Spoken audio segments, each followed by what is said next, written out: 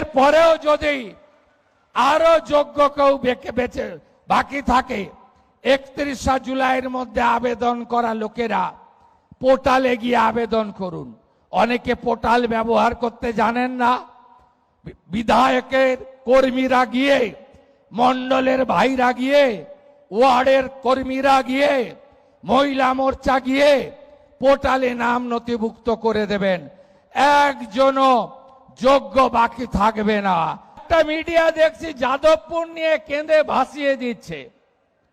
যাদবপুরে জানেন বন্দে মাতরম বলতে দেওয়া হয় না। যাদবপুরে জানেন জাতীয় পতাকা ওঠে না। যাদবপুরে জানেন শিক্ষা দপ্তরকে ঢুকতে দেওয়া হয় না। যাদবপুরে জানেন সিসিটিভি লাগাতে দেওয়া হয় না। যাদবপুরে এক শ্রেণীর টুকরে টুকরে গ্যাং, এক শ্রেণীর জিহাদি, রাষ্ট্রবিরোধী, যারা 26শে জানুয়ারি 15ই আগস্ট পালন করে না, বন্দে মাতরম গাইতে দেয় না, তাদের পক্ষ নিয়ে যতই ওই মিডিয়ার গ্রুপ লিখুন না কেন, আমরা যাদবপুরের ভিতরে এবং বাইরে জাতীয়তাবাদকে প্রতিষ্ঠা করবই। এই সরকার ডক্টর শ্যামাপ্রসাদ মুখার্জির স্বপ্ন নিয়ে এসেছে, তার স্বপ্নকে পূরণ করার জন্য এসেছে। এখানে রাষ্ট্রবাদ, এখানে ভারতীয় সংস্কৃতি, এখানে সনাতন সংস্কৃতি, এখানে বন্দে মাতরম, এখানে তেরঙ্গা জাতীয় পতাকা, এখানে জনগণ মন অধিনায়ক, এখানে ঋষি বঙ্কিমচন্দ্র, এখানে নেতাজি সুভাষচন্দ্র বসু, এখানে রবীন্দ্রনাথ ঠাকুর, এদিকে মা কালী কালীঘাটের, ওদিকে দক্ষিণেশ্বর মন্দির, ওদিকে বাবাধাম তারকেশ্বর ধাম। এর সঙ্গে কোনো সমঝোতা আমরা করব না। ভাইপো আবার বিদেশে, পিসির ঘরে তালা চাবি লাগানো, আপনাদের এসব কোনো বুদ্ধি চলবে না। আর হঠাৎ করে জামানত জব্দ হওয়া পার্টি লালবাবুরা, যারা দিল্লির যন্তর মন্তর থেকে ডরিনা ক্রসিং আর যাদবপুরের ভিতরে ঢুকে যারা মরা কান্না গাইছেন, যাদবপুরকে রেখে তাদেরও কোনো সুবিধা হবে না। শুধু দেখতে থাকুন। আমি অনেক কঠোর কঠিন লড়াইয়ের মধ্য দিয়ে এই জায়গায় এসেছি। সিপিএম এর সূর্য যখন মধ্য গগনে, যখন 235 আসন, তখন আমি সিপিএম এর ছোট মুখ্যমন্ত্রী লক্ষণ শেঠকে তার বাড়িতে দাঁড়িয়ে হারিয়েছি 1,73,000 ভোটে। আবার তৃণমূলের মালিক, তিনি অপরাজেয় নাকি, আমাকে হারাতে গেলেন গঙ্গা পেরিয়ে মেদিনীপুরে। আমি তাকে হারিয়ে টাটা বাই বাই, ফিরে যাও ওপারে পাঠিয়েছি। 21-এ চ্যালেঞ্জ করেছিল আমাকে যে তোকে হারাবো নন্দীগ্রামে, আর 26-এ আমি চ্যালেঞ্জ নিলাম আপনাকে হারাবো আপনার বাড়িতে দাঁড়িয়ে। 15,105 ভোটে আপনারা জিতিয়েছেন। ভবানীপুর হবে আদর্শ বিধানসভা। 1 লাখ গাছ লাগাচ্ছি, স্কুলগুলোকে স্মার্ট স্কুলে পরিণত করব, খেলার মাঠগুলোকে সাজাবো, পার্কগুলোকে সাজানোর কাজ শুরু করেছি এবং ভবানীপুরের প্রত্যেকটা বাড়িতে আবার একদিন আসব আয়ুষ্মান ভারতের কার্ড দিতে। 5 লাখ টাকা পর্যন্ত চিকিৎসা ফ্রি। আর যারা আয়ুষ্মানের নিয়মে পড়বেন না, তাদের জন্য মুখ্যমন্ত্রী স্বাস্থ্য বিমার কার্ড দিয়ে যাব। শুধু পশ্চিমবঙ্গে নয়, ভারতের 38,000 হসপিটালে বিনা পয়সায় চিকিৎসা পাবেন।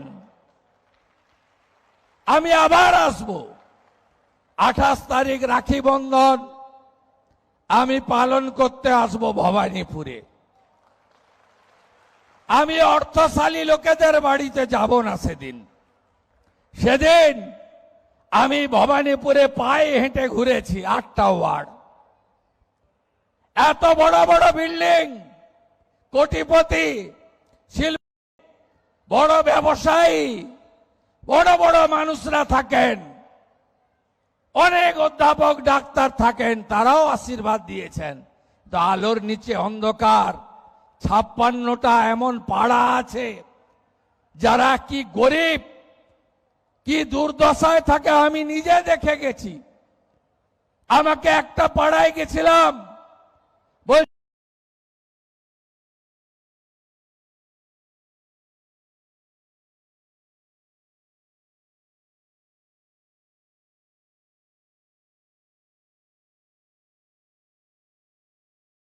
জল দেয় না, একটা নলকূপ, ওখান থেকে জল নিতে হয় লাইন দিয়ে। আরেকটা পাড়ায় গেছিলাম, আমাকে বলেছিল, বাবু মমতা ব্যানার্জি বলেন গুজরাটি মারোয়াড়িরা নাকি বাহারি। আমি উনার বাড়িতে পরিচারিকার কাজ করি, আমাকে 8,000 টাকা বেতন দেয়। এরা চলে গেলে কার বাড়িতে কাজ করব? আমি বলেছিলাম না, এটা ভারতবর্ষ, এখানে কেউ ছোট বড় নেই, সবাই মিলেমিশে আমরা থাকব।